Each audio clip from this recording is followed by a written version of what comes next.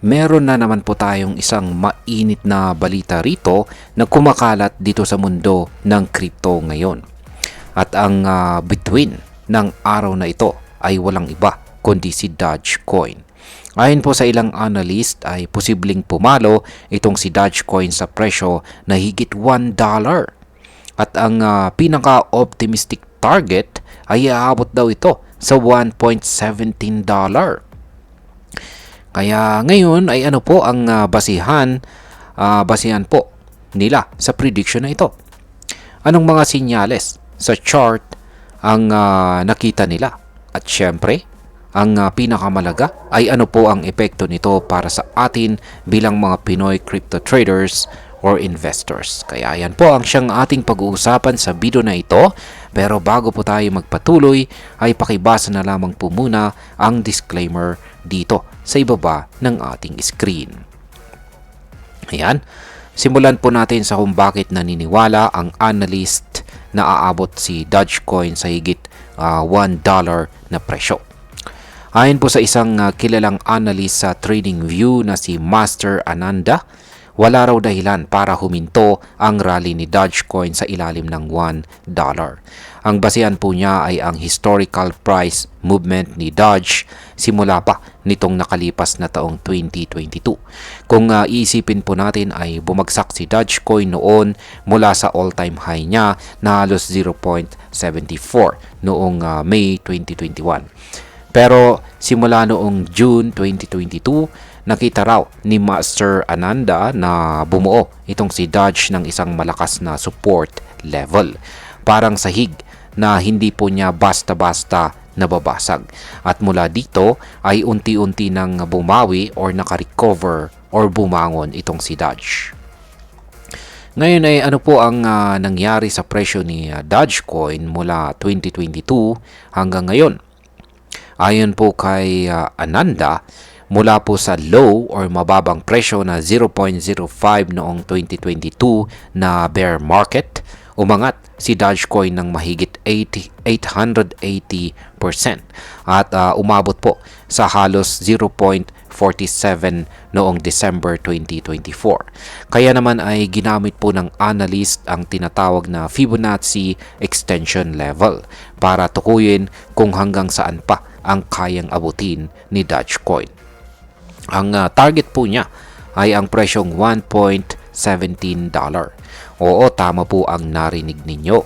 Mula po sa kasalukuyang presyo na nasa 0.162, kung aabot ito ng $1.17, may potensyal po tayong makakita ng 622% na gain.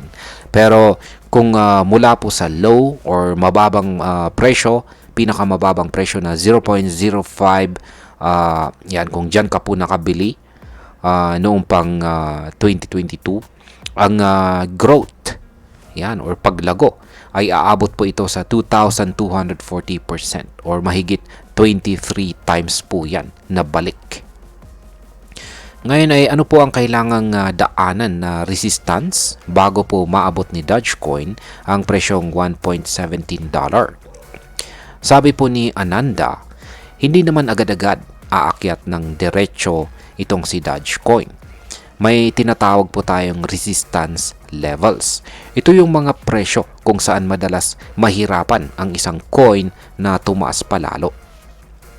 Una sa mga ito ay ang presyong 0.59 at saka ang presyong 0.74. Ito po yung mga presyo na nabasag na ni Dogecoin noon pero posibleng bumalik siya sa mga ito para subukan kung solid na suporta ang mga ito ngayon. Isa pang resistance na binabantayan ng mga analyst ay nakaabang po sa presyong $1.05 na posibleng maging bagong all-time high bago makarating itong si Dogecoin sa target na $1.17. Ngayon ay paano naman kung humina ang crypto market? May fullback ba itong si Dogecoin? Oo naman. Hindi ibig sabihin na bullish ang projection ay sigurado na ito. Ayon po sa analysis, kung sakaling humina po ang buong crypto market, may mga support zones din itong si Dogecoin na pwede po niyang sandalan. Ang mga ito naman ay nakaabang sa mga presyong 0.35 at saka presyong 0.70. Ang 0.35 ay isa po sa mga dating high na pwedeng maging floor.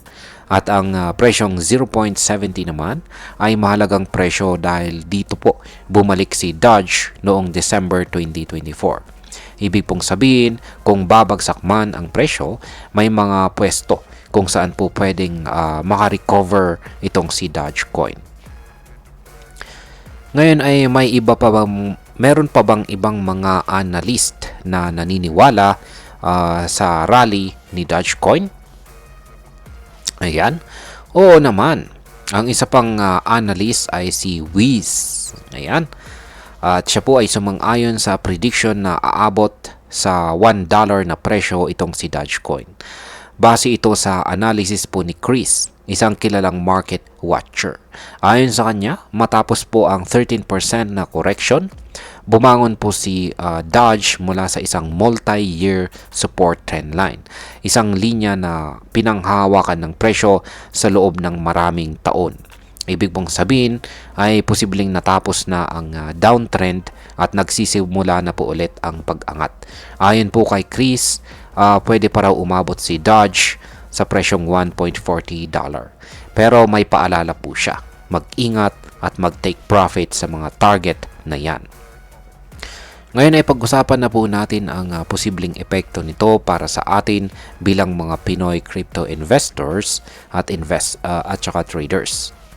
Kung isa ka pong Pinoy na matagal nang naghuhudol kay Dogecoin, ito na po ang pagkakataon para makita ang malaking potensyal ng ating investment.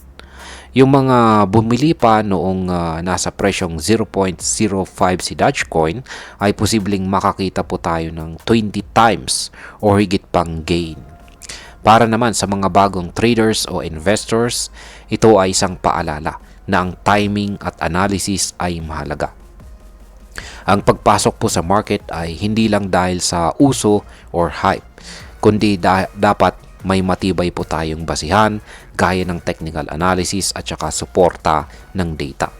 Hindi po ibig sabihin na may prediction na aabot si Dogecoin sa presyong $1.17 ay dapat na tayong mag-all in kaagad. Dapat pa rin na tayo ay mag-ingat, gumamit po ng risk management at siguraduhin po natin na kaya nating panindigan ang mga galaw ng market. At bilang panghuli, ang masasabi ko naman tungkol dito ay para sa akin, si Dogecoin ay parang isang patunay na kahit ang isang meme coin ay pwedeng magkaroon ng tunay na halaga at galaw base sa analysis. Hindi na ito basta joke coin tulad ng dati. Ngayon ay may mga batikang analyst na rin ang tumututok sa kanya. Pero sa kabila po nito, wag po tayong padala agad sa hype. Magbasa, mag-aral, gamitin po natin ang mga tools tulad po ng Fibonacci, support and resistance levels at mga chart para maintindihan kung kailan ba talaga magandang pumasok or lumabas sa isang coin. At sa huli ay tandaan po natin na hindi tayo dapat maging emosyonal sa crypto. Dapat po tayong maging matalino. At ayan, hanggang dito na lamang po tayo sa video na ito mga ka-crypto. Marami pong salamat sa panunood. Ingat po tayo lagi at God bless po sa ating lahat.